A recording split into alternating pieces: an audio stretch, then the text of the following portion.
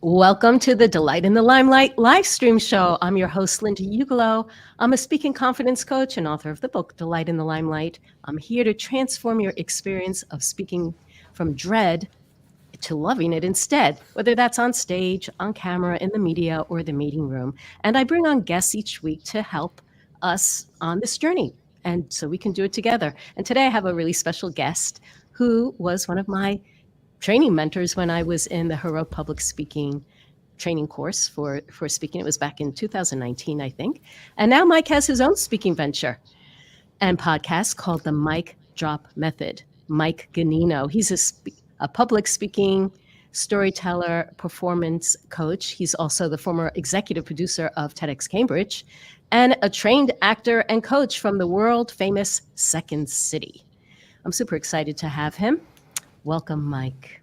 Thank you so much. It's always fun when you've collaborated with someone in the past or been part of each other's journey, and you get to come back around the circle. And we've danced with each other in lots of people's groups and supported each other. And so it always feels, I don't know, like a little bit of going back to see an old friend. And I just enjoy you as a friend. So thanks for having me. Thank you. Thank you. Well, I think of you that way, and I also think of you still as a mentor. I think that you have an amazing approach to speaking. I'm excited to share it with people today, how to captivate your audience with a compelling story that creates impact and change, and also diving into how we can, these topics close to my heart. What does it mean to be yourself? How do you get rid of social conditioning? How to trust yourself? Things like that. So stick around if that's your jam, but let's start with the storytelling piece, because I know that this is an area that you have really explored a lot in. And I remember back in the day, like scribbling notes anytime you led a workshop on storytelling. So tell us about the mic drop method. I love that name, by the way. You know, it's so funny. All of the mic drop things came from, I was in a self-organized mastermind group with a couple of other people. And there was someone in there who was, hemming and hawing and like, am I enough to do this? And am I enough to do that? And can I say this? And can I say that? And one day I just was like, had enough. And I was like, babe, here's the deal. This. So stop doing this, stop doing that. The reason you feel this way is the patriarchy. Colonialism teaches us this, capitalism that. So forget it all and go do this, and that. And that's what you got to do. And do not come back here and say another thing to us until you have at least tried to vote on yourself, to bet on yourself. And someone in the other group was like, boom, mic drop moment. And I was like, yeah, that should be my podcast. I just yell at people on the internet about believing in themselves and betting on themselves, because the world, the powers that be are not voting for us, but everyone around us is. So how could we do it? And that's how the podcast, The Mic Drop Moment, was born. And as I started thinking about it, I thought, what is a mic drop moment? And that got me really curious about what I believed it was and what I thought it should be and what I think we're attempting. And when I sat down to work on, because over the years I've done all kinds of a storytelling workshop here and an improv workshop for writers, or, memoir ideas and all kinds of things over the years. But when I sat down to come up with what is a methodology?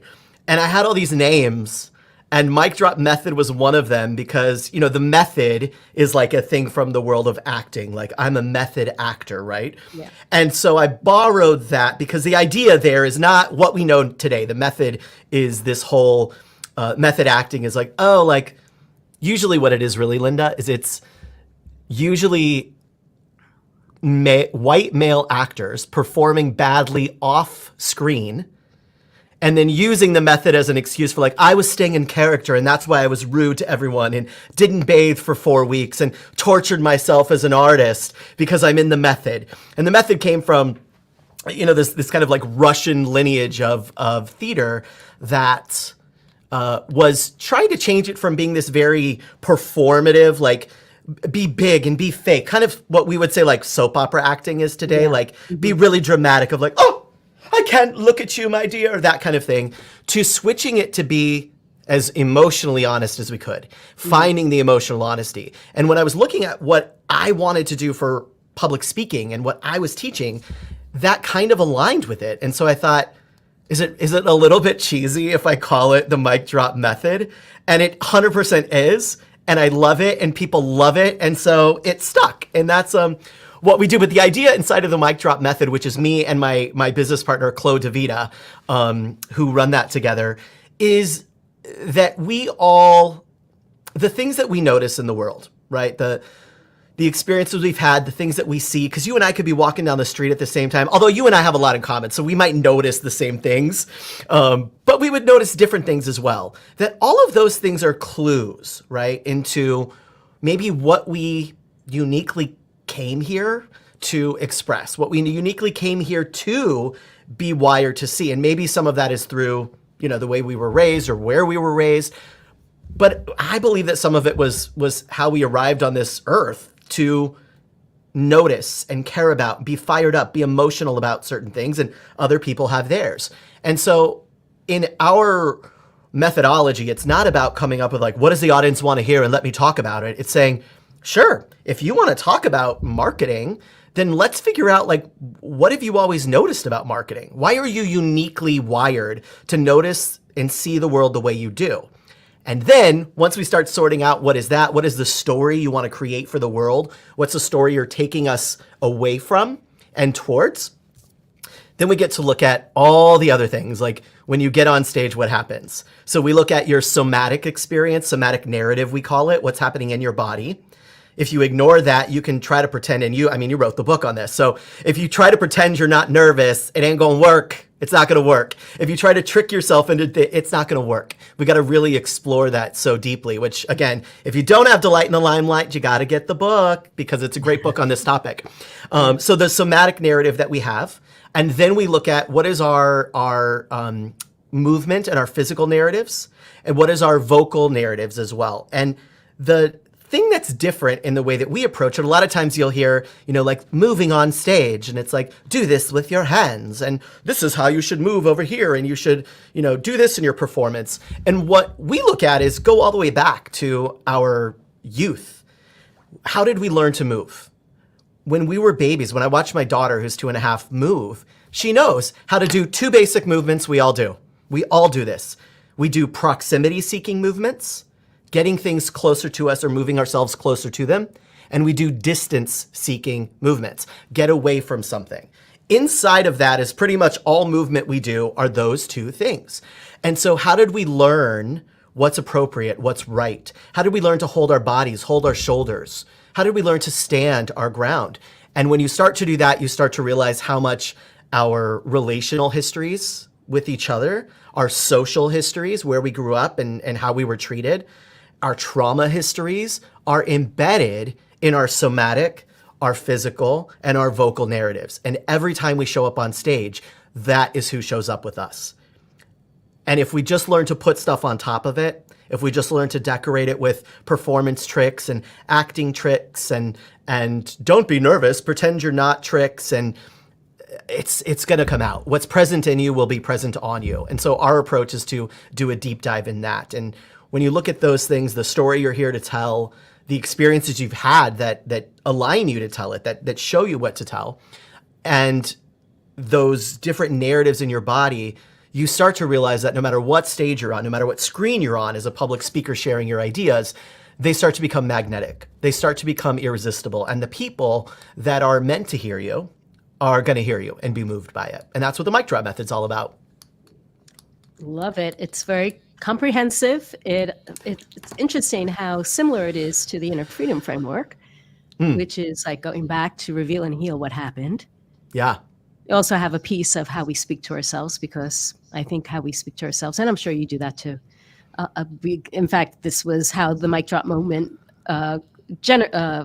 originated, with you getting tired of how people were like talking to themselves. Right. And then the third part is repatterning our habits, which is exactly that. The physical, the vocal, energetic, which maybe we'll get into later on.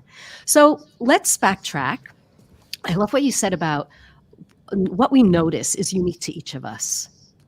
And so does what we notice, the kinds of things that we are drawn to, that we find interesting, is that what forms the basis of our stories? It does. Whether it forms the actual content of the stories, it definitely forms the frame of the story.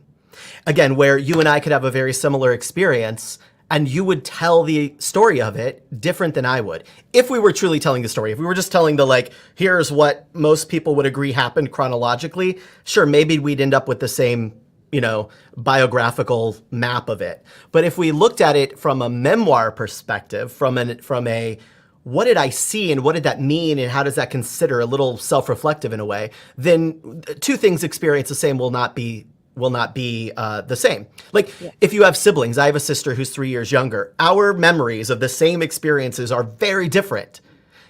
Sure, because of our ages, but even if we were twins, we might have had different things because the frame that we're looking at the story through is different. And so that's where this idea of the things that you notice, how you notice them, like someone might see something and say, oh, that is so upsetting. Someone should do something. I'm going to do something. It makes me feel somatically. It makes me feel this. I'm closing up. I'm shutting down. I'm getting quiet. I'm getting scared. What is that about? Where's that coming from? And I really think that that's where your perspective and point of view comes from. And not that we need anyone else to be talking about like ChatGPT and AI and all of those things, but in a world where all of the world's information is going to be free and bendable to whatever you want it to say, the only thing that's going to outlast that is your perspective, your take, and your lived experience. So why not double down on that? Yeah. Yeah. So what do you think people do instead? Like what's the mistake that they make? What do you see people doing all the time that kind of like drives you crazy? Why it drives me crazy is because I realize how much of it is social conditioning, like how much of it is, someone told you that this thing about you isn't interesting or that you have to carry yourself a certain way or morph yourself a certain way. So I think so when it drives me crazy, it more makes me like sad crazy. That's what drives me crazy. Yeah. But I think that the piece that I see is when I see someone standing up and giving something that could have been a blog post written by AI. Like, here's the 10 ways to XYZ on your Instagram. We showed up. We flew across the country. We sat down at our computer and fed the dog and got our coffee to hear you. Your take, your perspective. And if what we're going to do is share a 10 bullet point blog post with them, then just send me the blog post. I can read faster than you could speak. Like that's a truth. By the way, if you're putting words on slides, realize that your audience can read faster than you could speak. So they're already done before you are. That's just a weird little heuristic tip for you. But the idea of standing up there and that, I think why it bothers me, Linda, is that why it makes me angry or sad is that I realize that they think that that's their worth. That the person on the stage in that moment, because I've been there, I remember that. I remember being, in my early 30s and speaking at conferences when I was a restaurateur and going and speaking and thinking, oh my God, I'm not 60. I haven't done this 19 times. I'm not the CEO of McDonald's. I'm the chief operating officer and a founder of a small restaurant startup that's getting buzz and but we have 20 locations, not 10,000 across the world. And so I would pack my slides with so much information. I would pack my things with so much detail because I thought that's my worth, that's my value. And so that's what I think drives me crazy when I see it. Yeah. So what should people be doing instead of, so that's kind of like a formula that people are following, right? It's, and I have to say, I did the same thing. I didn't know that I could do it a different way. And truthfully, I'm still figuring it out. How do you move away from the formula? Yeah, it's tough because the permission I want to give all of us is that this whole idea that goes along, it's very closely tied to this idea of imposter syndrome, right? Because the reason you and I did it as people who have a performer's heart and a desire to share. And I think, you and I have like a richness that we're willing to give people. So even for us who stood up there and said, oh, I need to be like them. I need to be the model.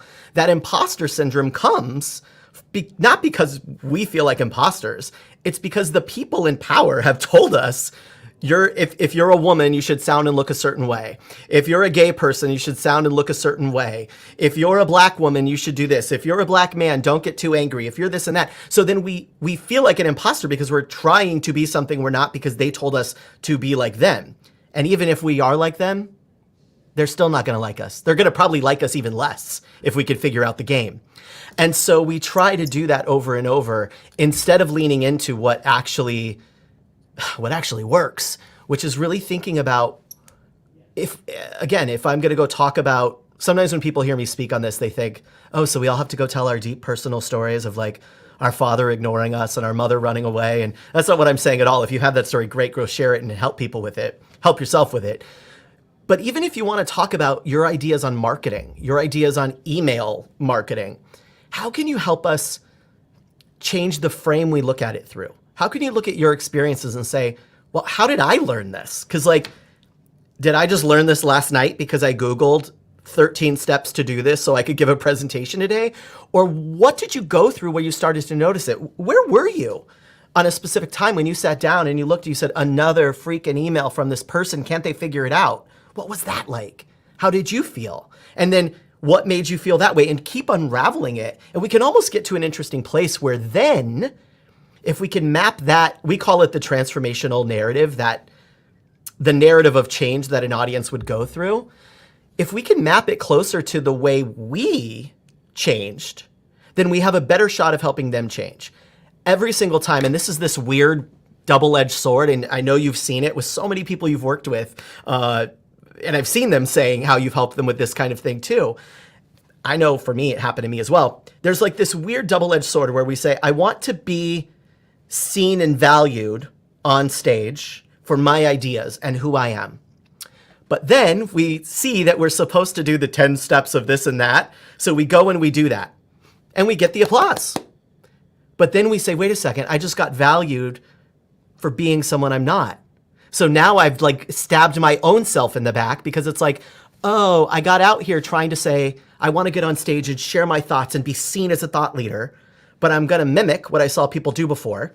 Now I did get the love and the applause from the audience, but it was for being someone I'm not. So now I still have that open gap over here. Just get rid of all that and explore the open gap. Just cut to the chase. Right. Yeah. So let's say somebody has a sense of what their story is. How do you make it compelling and relatable? Oh, goodness. This is another, you want to know here, I'm going to just be ranting about all the things that drive me batty that other coaches say, because it doesn't help anyone and it makes people feel stuck longer because they're like, oh, I don't know how to do that. One is this whole idea of good stories have a beginning, middle, and end. Like my coffee has a beginning, a middle, and an end, but it doesn't necessarily make it a good coffee. Okay. So what goes into the beginning? What goes into the middle? What goes into the end? Because essentially, if someone shows up to your event and they stay for a little while and then leave, that had a beginning, middle, and end too. So we've got to think differently. So that whole approach. And then we also get really crafty when we're teaching people. Some of these like story coaches and speaking coaches have read like a screenwriting book. And so they're like, let me tell you the 27 steps and the triangle and the climaxing action. And it's like, what is going on? I don't think, there's kids around. Stop talking about climaxing actions here and inciting incidents and things. And it's like, it makes it so confusing that someone says, oh, I don't think I can actually tell a story because it's so difficult. A story is essentially saying these things. I used to be someone who believed this. And so then this happened to me, this happened to me, and now I'm someone who believes this. If we can clarify it to that level, then we can say, okay, how much do we expand on each of those? A lot of times what will happen is we'll say, I used to be somebody who believed that that I had to fall in love to be worthy. Okay. Write that down, put some details behind it. What we may explore is to say, well, when did you start hearing that? What did you witness? You say, well, actually, when I was little, my mom hated herself every time she wasn't with a man. Oh, interesting. Okay, what does that mean? We could get all the story marginalia, all the notes on the side, and then say, now that we've got it all, what is a good way for us to shape that? I used to be someone who believed this, then I saw this and that, and now I'm someone who sees it this way. That, I think, is a really killer story, and I'd stick around to listen to that any day, especially if I can say, well, I'm somebody who believes that, so How do I get to believe something different? How could I change how I believe? Because that belief is hurting me. That's really the key to a really compelling story. And they could be big, and they could be loud, and they could be quiet, and they could be soft. They could be told by introverts, extroverts, in a box with a fox, and they all work if we tap into that human element of it. I really appreciate you saying that, because we tend to think that we, going back to the point earlier, that we need to be like someone else in order to be good. And I think that's, I think one of the elements that I see come up a lot is the desire to be good, the desire to like make that impact, the desire for people to think like you're a good speaker. But that's not what it's about, is it? Ugh. I mean, yeah, we want to be good speakers, but for what? Just to have people say you're a good speaker, or, you know, we want to make the grade. Is it about making the grade? It's not really. It's about making the impact. Well, now we're opening the worm of exploring all, there's that joke, that meme about actors and performers of like, we're all just seeking the love we didn't get as children. And maybe we can make that same argument for so many of us who choose to be speakers is, maybe we're just doing it for the applause because we want someone to say, you're enough and we love you, which also goes back to what I was saying of like, and if we do it in a way that isn't us actually showing up, we're never going to feel that love, right? Yeah. I think that's the gap that makes people a lot, brings the nervousness and the anxiety, because we're worried about being enough. Whereas if we can, as you say, tap into this story that we become present with, and we know that other people are also, maybe not everyone in the audience, but some people in the audience are saying to themselves, oh, that's my story too. Yeah. Then you feel like it's not, that's higher on the hierarchy of why we're doing this, I think. And it satisfies us more to know that we're making an impact rather than somebody thinks that we're good. Yeah. Because to try to impress somebody is a dead end. That comes out of that place of insecurity. Yeah. But to try to impact somebody comes out of that place of opening your heart and having the value of wanting other people to be able to do something that you struggled with, that you want to make more easy for someone else. Yeah. And I mean, even the joy sometimes in saying, hey, like over here, this is a way that, I saw this thing and it happened to me and I felt this way about it. Did you feel that way when it happened to you? And here's what I started to think about, and here's what I struggled with. And have you struggled with that too? And there's that, there's an idea in writing and screenwriting and things like that, playwriting, memoir writing, of the universal is going to be from the specific. That if you want many people to feel connected, we got to get specific. If you're telling a story, and this happens all the time in a story, we're telling a story and sometimes the specific we go into is like, I walked into the room and the wall was pink and there was a flower in the corner, the color of yellow. And we do this kind of like MFA and creative writing exercise with like, how well can we describe, when you're like in high school and it's like, write a descriptive creative essay, 3 pages describing a table. And it's like, that's just not that helpful. And so then when we get up to speak or we get up to tell our story, we try to strip so much of the specific or the scene work out of it to summarize it, because we're like, well, is the wall pink and the wall's yellow and the floor is blue? What matters here? And so if we can look at it and say what mattered there is the somatic experience I was having, the changes that made in my body when it was happening to me, the way my voice shifted, because our voice is adaptogenic. Our voice is always reflective. It's why we're so scared of speaking. It's why we get scared of talking to someone we care about or hurting someone we care about, is because our voice is gonna rat us out. Our voice is gonna tell the truth. As a little gay kid, I'm writing a book right now, and I open it with the story of, as a 42-year-old dad in the suburbs, with all the successful things I've done and all the places I've been and the stages I've been on and the people I've worked with, I still, to this day, when I'm standing in line to order Starbucks, Linda, and I know that it's gonna be my turn and they're gonna say, what's the name for your drink? I know that I'm gonna do this with my voice. This is how I sound. You've heard me so many times. This is how I sound. I do this. Mike. Because as a kid, it's still in my body that as a little kid, I was so scared. I mean, it was happening all the time, but of getting bullied and getting ridiculed. And so I learned that like a man's voice is supposed to sound like this. So in places where I need to use my man voice. So I'm 42 years old. I'm doing all the things I've done. And I'm still using my man voice when I get on there because that stuff is deep in our bodies of who we are and how we value it. And so if we can get to those moments of truth, even if the audience says, you know what, I've never actually had to use my man voice in Starbucks, but I guarantee there's someone listening to this right now who was like, I've never used my man voice in Starbucks, but I do know when I go in to talk to my boss, I switch this way. I do know that when I go to do this, I change. I just saw a tweet today about one of the fellows from the Tennessee Three that were standing up in gun violence in the legislature, and someone had found an old video of him, and he was dressed in like a suit and cropped hair, and he was speaking very like straight white powerful male voice instead of the evocative powerful voice we heard him speak on the floor of the Tennessee legislature. And people are saying, "Oh, look at this, da da da da." Yeah, that's called code switching. And it's what people do to change so they feel safe. So whether you've had to code switch when you're standing in line at Starbucks to order your drink, someone out there probably resonated and saying, that's like when I go to my doctor. That's like when I call my mother-in-law.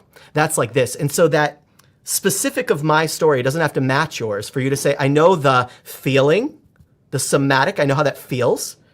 I know how that makes my body close, open, shut, run, move, get closer. And I know what it does to my voice when I felt that. Now I'm with you. Take me where you want to take me. I'm there. That's the kind of thing we need to look for. Yeah. I mean, that's what grabs our attention. You know, that's the humanity connection.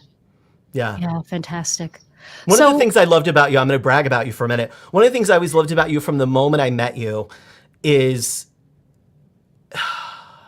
and it relates to what our audiences want all the time and why certain people go the distance. And it's not just like, oh, she's a smart cookie and he's got some great ideas, but they're the people that we get obsessed with, is because it's so rare in this world for someone to stand in front of other people and say, I'm going to show you my soft throat. I'm going to show you my underbelly. I'm going to be here with you. And I remember the first time I met you, you walked up and confident, present, and you just kind of stood there and said, here's my soft throat. Here's my underbelly. Here's who I am. And this is what it's going to be like to be an experience with me. And audiences are starved for that from so many speakers. Audiences are starved for that when they turn on their screens and they watch people yapping away on TikTok and showing up in places. And so when we can be the ones that say, hey, I'm willing to show up and kind of be a little messy, kind of be a little ugly, kind of like just tell you like, hey, sometimes I go from my gay voice to my man voice in Starbucks, and I might lose social credit and that might be risky, but that's what it's like for me. Is it like for you? When we can do that, that's currency. You have it. And I've always felt that way about you. You have this just great way of being with people. Oh, I appreciate that. I take that in. Speaking of taking that in,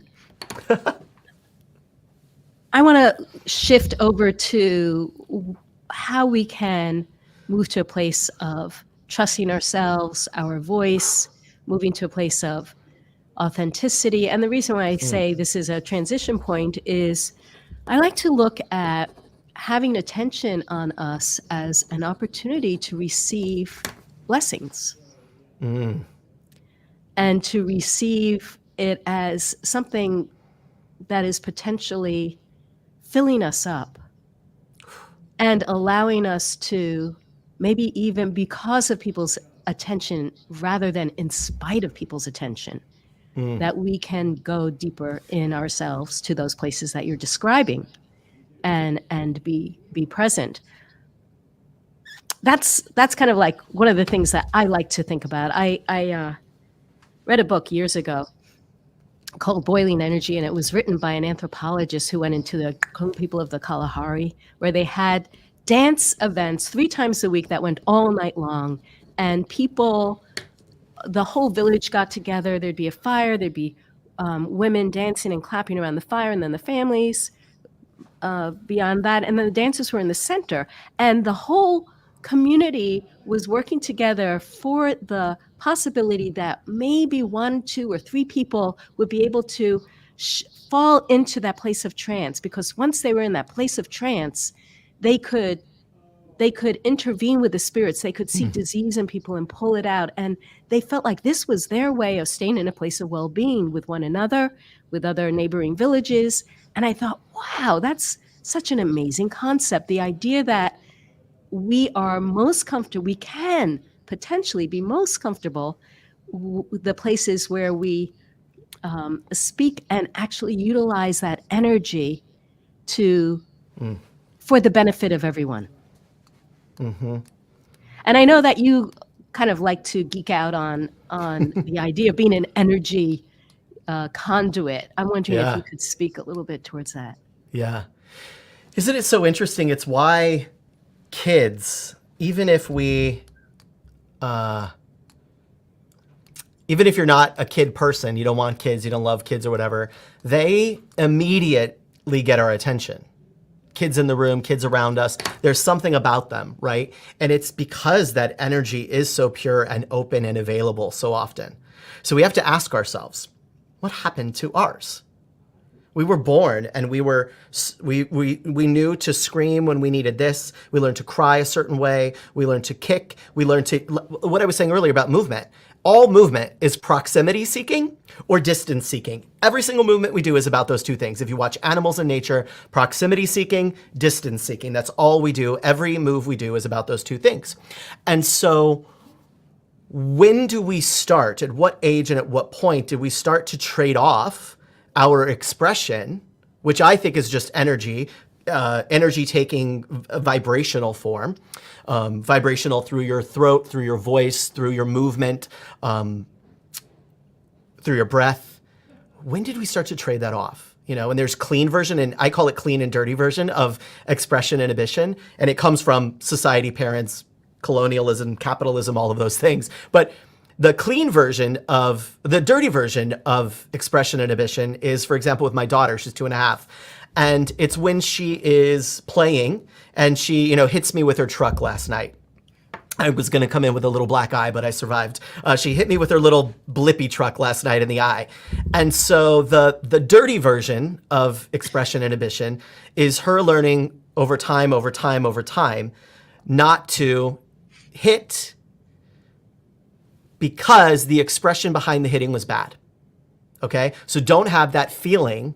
Instead of saying, hey, you're hitting me right now. The clean version is, hey, you're hitting me and that hurts me. What is going on? Are you overwhelmed?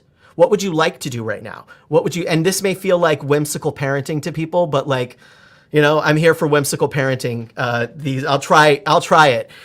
Because what they hear if we don't have clarity on how we're inhibiting expression is they hear the somatic sense that they had that said, I'm overwhelmed. I want something and I don't know how to get it.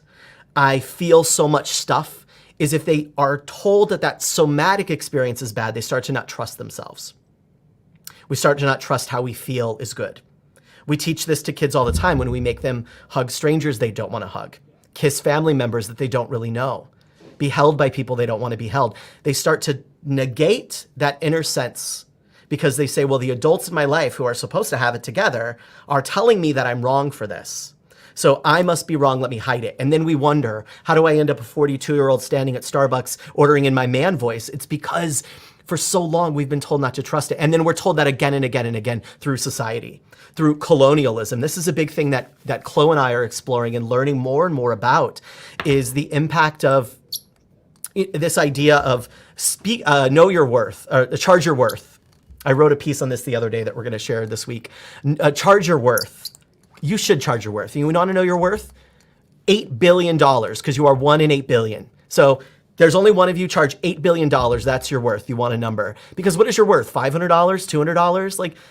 That is such a colonial idea where there was a value on human lives, where human lives were property, where land actually became property. Land was no one's property and it became someone could own it. And it goes to colonialism, it goes to feudalism, it goes to surfism, it goes all the way back. This stuff is all with us all the time. And so no wonder it's hard for us sometimes not to trust ourselves, not to trust what we're being told. Yeah, for sure. So how do you move from that place of the social conditioning and learn to trust yourself? Can you summarize that? Yeah, so it is about first starting to notice the somatic experience you're having. So what is actually being told in my body? Where am I feeling something? When am I feeling to hold back? Why am I nervous? We think we're nervous to do public speaking because like it's the number 3 fear in the world. Okay, great, sure, whatever. Why? What is that about? And understanding where that might have come from. Exploring back and saying, how did I learn how to sound? What are the stories I heard about what a little boy should sound like, what a little girl should sound like, when I should speak up, when I'm allowed to have an opinion? When was I told? What was I going? And really exploring your history around that is the first thing, really. And the second one is that whole story experience. When we can pull out of sharing the 10 to 15 tips on building your marketing campaign via email, we can pull out of that and say, what is my experience with that? What have I seen and done? No one can take that from you. It's why I love memoir style writing. Sure, you may not agree with what I think at the end of it, but you can't argue with me about how I felt when something happened to me. You can't argue with me about what I say my takeaway was from it. And I think that is part of what makes us not trust ourselves on stage as we get up there and we think, I'm going to be a fraud because I'm going to say there are 7 ways to be a great public speaker. And someone is going to say, actually, Mike, I just looked on the internet right now on my phone where all the world's information is, and there are 8. So what if instead of saying there are 7 great ways to be a public speaker is to say, here's the biggest thing that held me back from being a great public speaker. And here's what I started to explore to sort it out. And this thing happened and this, great, no one can take that from you. No one can take that from you. So there is and there's a million things you could probably do. And I'm sure at Delight in the Limelight, you have so many great ideas for people on exploring this topic for them as well. But at the end of the day, it's only going to change through doing it. And it's only going to change from what you were saying a little bit ago is so beautiful about how public speaking is, it's almost like group therapy in a way, because we are getting that energy back and forth. And so it's us standing up there and saying, here's what I've learned about how it's okay to sound. Here's how I do sound. Here's how I do feel. Here's what I want to express. And here's my experiences that help me know what I know today, or at least help frame the way I think about what I think. And we share that with people, and then they look at us and they say, oh my gosh, that's how it was for me. And now that feeds us. And we say, oh, this is the kind of thing I should share. Okay, let me try again. And we keep doing it and we keep doing it. It keeps building. So I wish there was a magic wand version, but that's what I would start to do. That's what I did to start to say, how can I trust myself here? Yeah, I totally agree with you. As I said, in the inner freedom framework, we start with reveal and heal. Reveal the past experiences that led us to believe it wasn't safe, where we felt like it was safer to hide. So yeah, same thing.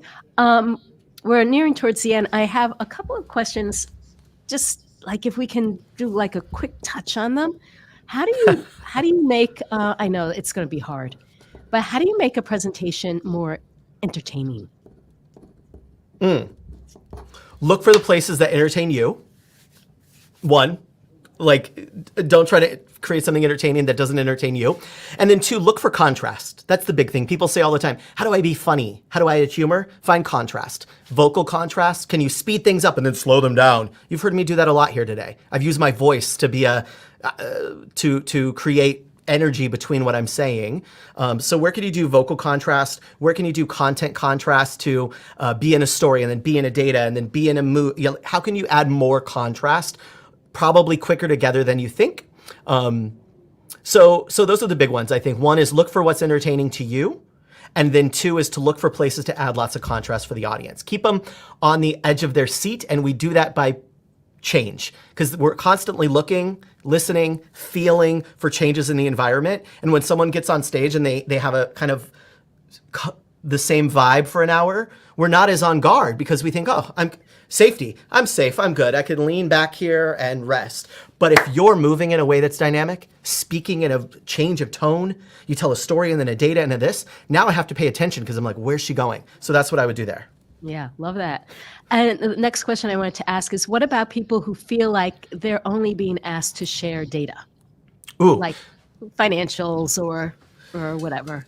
Yeah, share the data. You know, the thing too is like, you know, you get hired to, if that's what you got to do, you got to do. But slowly, how can you start to weave in, start sharing the data by saying, before we get into the numbers, I want to explain, I want to tell you a little bit about how we looked at this information. I want to explain something. Can you start with a short story about a time, something that happened when you were little, or something that happened last week, or something in the marketplace? You saw something about the Barbie movie that made you think of, you know, the data in a new way. Can you start to do that so that when your audience is looking at the data, you don't have to defend the data as much because you've already framed it, so that they're looking at it through the same lens you are, and you're no longer just a conduit of like, here's the data that I've come to tell you, but you're someone who's here to say, hey, here's how I've looked at it and what I'm seeing. I wonder if you might see the same thing when we look at it together. Okay, all right. Would you also put in that basket, like, this is what I find interesting about this data? Oh, that's great. Yeah. Yeah. The same, in that same vein of like, here's what we were hoping we would see here. And here's what we saw instead. So we got curious about that. Let's explore it. That's like narrative device there. Like, that's story right there. Here's what I find interesting and here's why. Or here's what we expected to see, but we saw this instead. We got curious and here's what we started to explore. Whoa. Now you've become not just a replaceable cog in the corporate wheel they start to say, ooh, bring Linda in to talk about the numbers again, because she helps us really get it. She helps put perspective. We love the way she thinks. That's power right there. Yeah, yeah. I was thinking of that because I think about like trying to be a tour guide. And I think of that, Ooh. like how you describe the contrast in speaking. I think of it as we can be a tour guide in the way we speak by letting people know what is significant, what is interesting, what is unusual as the words come out, because we allow ourselves to be in the feelings of, as you said, what do you find significant? What do you find interesting? What do you find amusing? I love that. Yeah. What do you find amusing? That's great. Okay. Unfortunately, we got to close up shop today, but we can always do this again sometime. You know? So fun. Yeah. Where can people find you? I can be found everywhere. Once you figure out how to spell Mike Ganino, Ganino, you can find me on the internet. I'm probably the Mike Ganino you're going to find with the SEO game. That's a good thing of having a name like mine. I am not the guy who runs the Postal Credit Union in Connecticut. I'm the one that teaches public speaking and performance in California. You can go to MikeGanino.com. We've got a Storycraft guide you can grab for free there, and little workshops and things popping up all the time. On social, I like to rant and post, filtered photos on Instagram. That's probably where you'll find me most of the time. On Twitter, I'm kind of a brat and political, so if you're into that, find me on Twitter at Mike Ganino. But yeah, come join us. Come hop in here and let's have fun together. Yeah, well, this was a lot of fun. Thank you so much, Mike. And of course, you can always find me at lindaugelo.com. And if you are interested in getting a download of preparation rituals before you speak so you feel more grounded and focused and relaxed, you can go to lindaugelo.com/rituals. I have to work on my fast speaking. Well, I'll get there. But you have that voice that we just want to all be so comforted by. It's so soothing. I have the tone. I have the Yeah. tone. Yeah. Especially I'm getting over a cold, so I really have a tone. All right, Mike, thanks so much. And thanks everybody who came on today. Thanks for your comments. And if you have any questions, just leave them in the comments section and we will find them and come back and answer them. So until next time, wishing you speaking confidence and delight in the limelight.